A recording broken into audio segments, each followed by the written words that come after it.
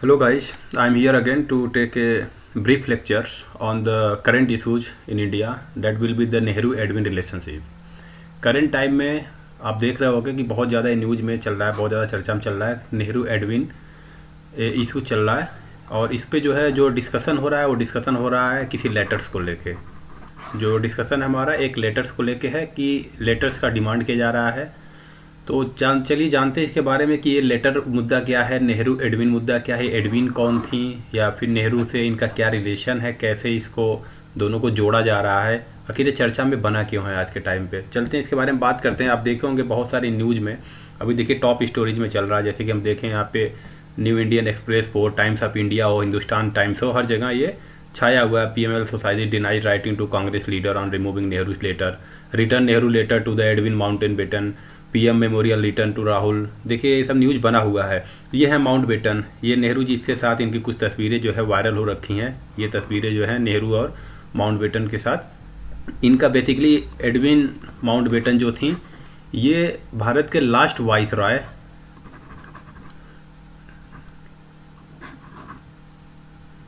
Lord Mountbatten जो थे, Lord Mountbatten उनकी ये वाइफ थी, पत्नी थी। लॉर्ड माउंटबेटन की ये पत्नी थी एडविना बेटन, जिनके साथ नेहरू के जो रिलेशंस थे मतलब काफ़ी अलग अलग तरीके से, अलग अलग लोगों के नज़र में अलग अलग तरह से माना जाता है। बहुत सारे लोगों का मानना है कि बहुत अच्छा रिश्ते थे इनके बीच में, एक अच्छी दोस्ती थी। कुछ लोगों को इसको एक्स्ट्रा मैरिटल अफेयर के भी रूप में देखा जाता है। तो अभी तक क्या है, मतलब सबका सिनेरियो अलग अलग है, इसको कई तरह से इस रिलेशन को देखा जाता है। और आज के ब्रेकिंग न्यूज में बना हुआ हर जगह, हिंदुस्तान टाइम में भी आया, museum members request for letter by Nehru triggers row. तो ये म्यूजियम के मेंबर ने रिक्वेस्ट किया है नेहरू ट्रिगर रो, मतलब नेहरू की फैमिली मीन्स बोले तो सोनिया गांधी और राहुल गांधी से रिक्वेस्ट किया गया है म्यूजियम मेंबर से कि आप हमें लेटर्स को वापस कर दीजिए। कौन से लेटर हैं, कैसे लेटर हैं, ये लेटर क्यों मांगा जा रहा है, इसके बारे में हम डेप्थ में चल के बात करेंगे। और कहीं ना कहीं ये मुद्दा जुड़ा हुआ है एक म्यूजियम से। ये कैसा म्यूजियम है, इस म्यूजियम के बारे में हम बात करेंगे।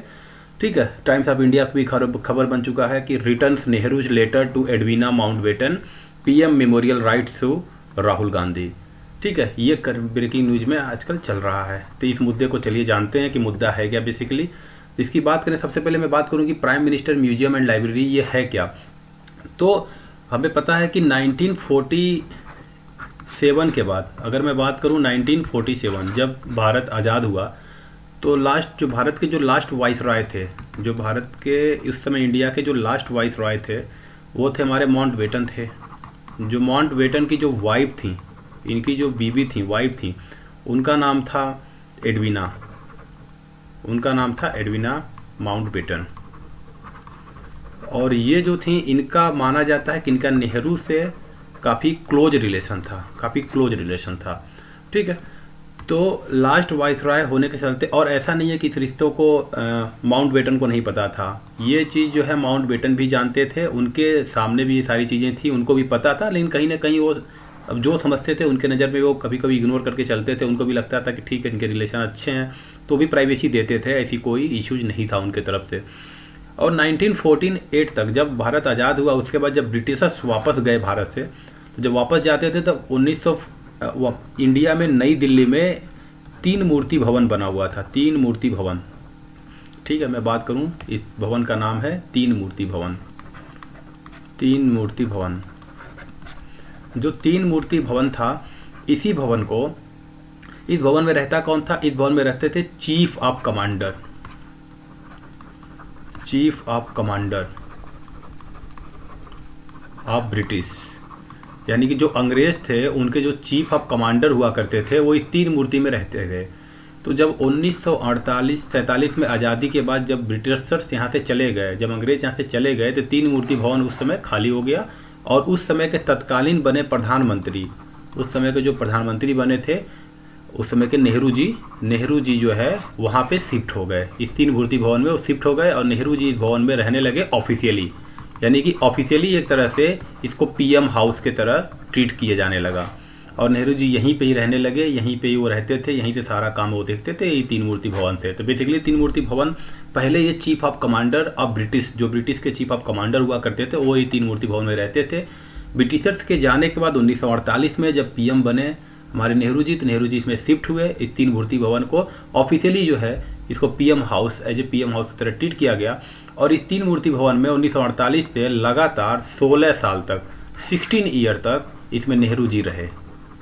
आपको पता होगा कि नेहरू जी का जो देहांत है वो 1964 में हुआ था। 1964 में after India China war 1964 Nehru was dead.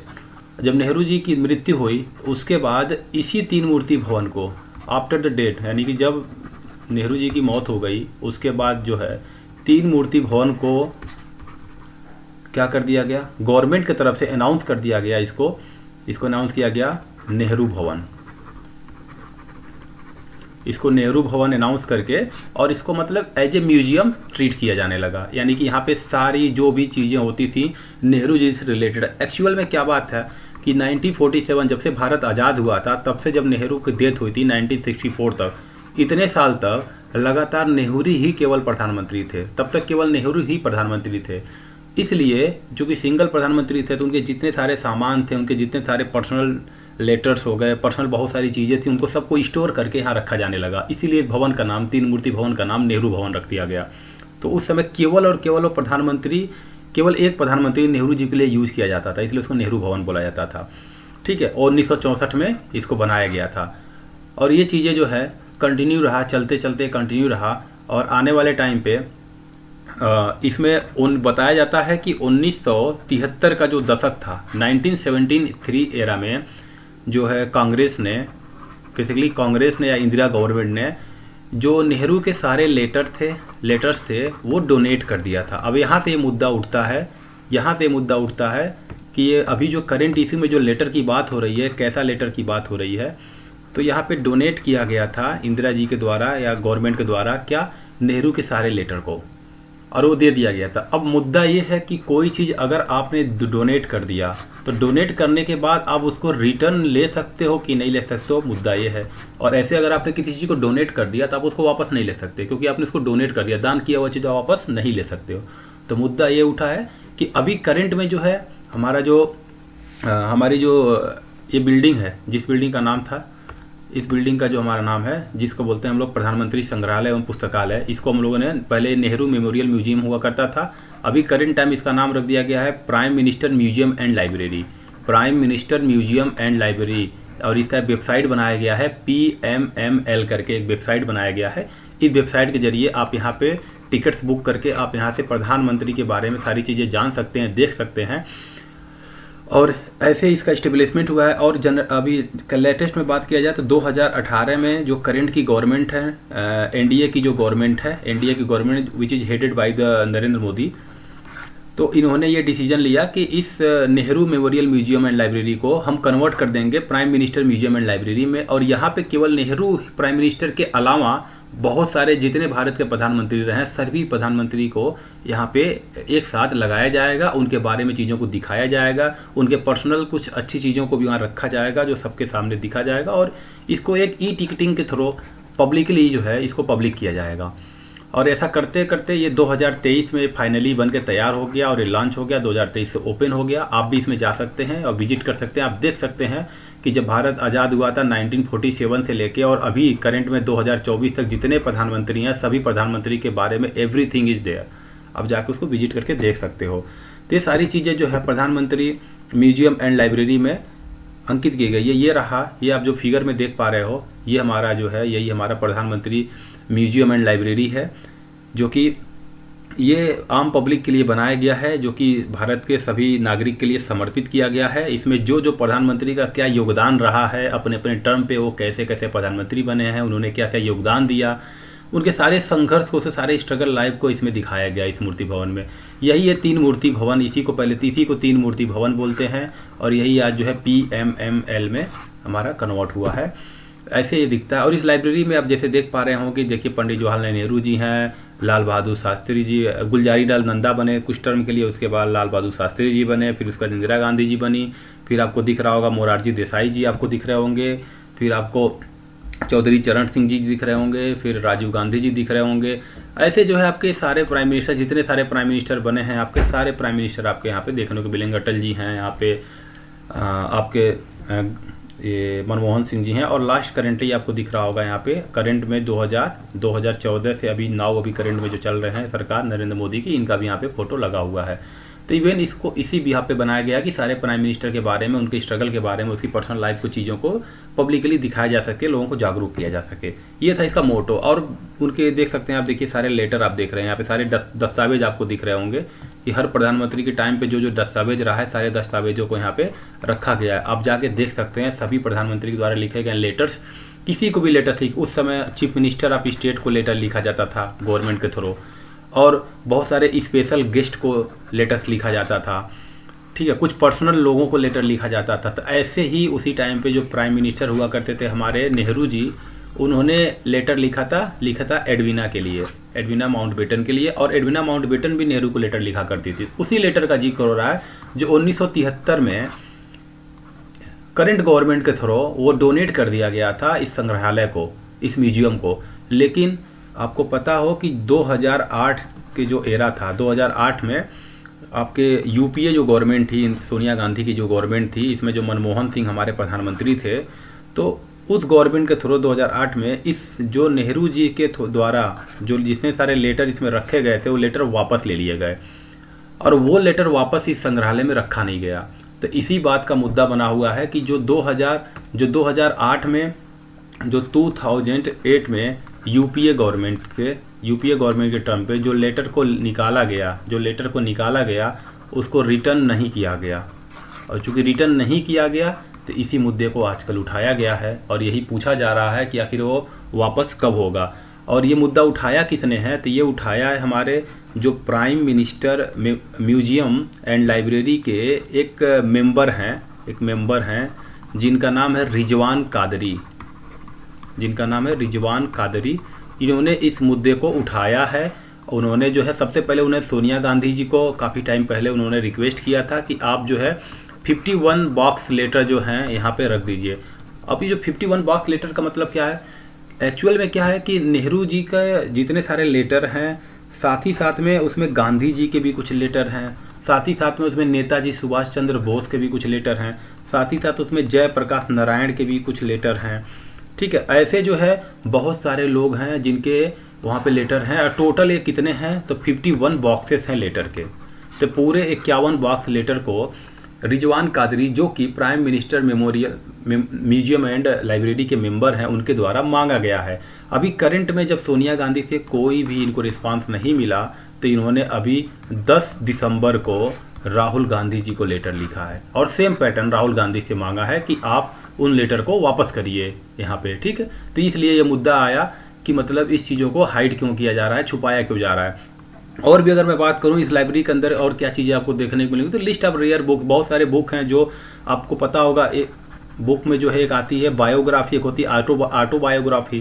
तो जो ऑटोबायोग्राफी होती है वो खुद के द्वारा लिखी गई अपने ऊपर बुक होती है। तो ऐसे बहुत सारे प्राइम मिनिस्टर हैं, कुछ बहुत सारे ऐसे व्यक्तित्व हैं जिन्होंने ऑटोबायोग्राफी लिखी थी, जिनको यहाँ पे हमारे इस प्रधानमंत्री संग्रहालय में रखा गया है। आप वहाँ जाकर उन सब चीज़ों को देख सकते हो, इवन उनके कॉपीज को परचेस कर सकते हो। तो ये सारी चीज़ें जो है हमारे संग्रहालय में है। अब इसी सीक्वेंस में हम आगे चलते हैं, बात करते हैं कि इस मुद्दे में आगे क्या है।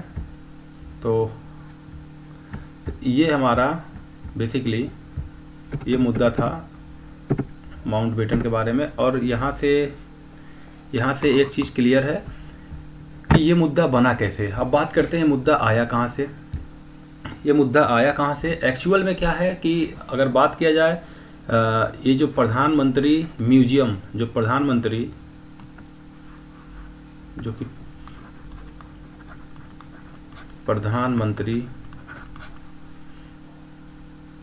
संग्रहालय है, इसके जो अध्यक्ष हैं, प्रेसिडेंट हैं, वो कौन है? वो पीएम मोदी हैं। और इसके जो उपाध्यक्ष हैं वो कौन है? वो राजनाथ सिंह हैं, वो राजनाथ सिंह जी हैं, ठीक है। बेसिकली राजनाथ सिंह यही हैं जो डिफेंस मिनिस्टर हैं इंडिया के, बेसिकली यानी कि जो डिफेंस मिनिस्टर हैं भारत के, वो क्या है? इसके वाइस प्रेसिडेंट हैं, उपाध्यक्ष हैं इस संग्रहालय के। और संग्रहालय का अध्यक्ष हैं, जो प्रेसिडेंट हैं, वो प्रधानमंत्री खुद हैं। ये प्राइम मिनिस्टर ही होता है यहाँ का, ठीक है। तो ये सारी चीज़ें जो चली, बाकी जो है इसके बारे में बात किया गया। जो डॉक्यूमेंट्स हैं उस डॉक्यूमेंट में जो है बहुत सारे लेटर्स हैं। उन लेटर में ही एक लेटर है, सिंगल लेटर, जो है माउंटबेटन वर्सेस जो एडविना वर्सेस नेहरू का लेटर है, उसी लेटर का डिमांड किया जा रहा है। बहुत सारे लोगों का इसमें अपना अपना मोटो है। बहुत सारे लोगों का कहना ये है कि मतलब पुराने इन चीज़ों को निकालने से क्या बेनिफिट हो सकता है, क्या फ़ायदा हो सकता है, ऐसे उस लेटर को लाने से क्या फ़ायदा हो सकता है, तो उसका अपना एक पक्ष होगा। बहुत लोगों का ये भी मानना है कि हो सकता है कि इन लेटर्स को अगर हम निकाला जाए वापस, तो आपको पता है कि नेहरू जी 1947 में प्रधानमंत्री बने। इसका मतलब ये है कि जब कॉन्स्टिट्यूएंट असेंबली बनाई गई और जब संविधान का निर्माण किया जा रहा था, तो उस संविधान की कमेटी में कहीं न कहीं नेहरू का भी योगदान था। उस कमेटी में नेहरू भी हुआ करते थे। इसका मतलब नेहरू ने संविधान बनवाने के ड्यूरेशन में काम किया है, और वो फिर उसके बाद पीएम बने, लगातार 16 ईयर तक भारत के प्रधानमंत्री रहे, 17 ईयर तक।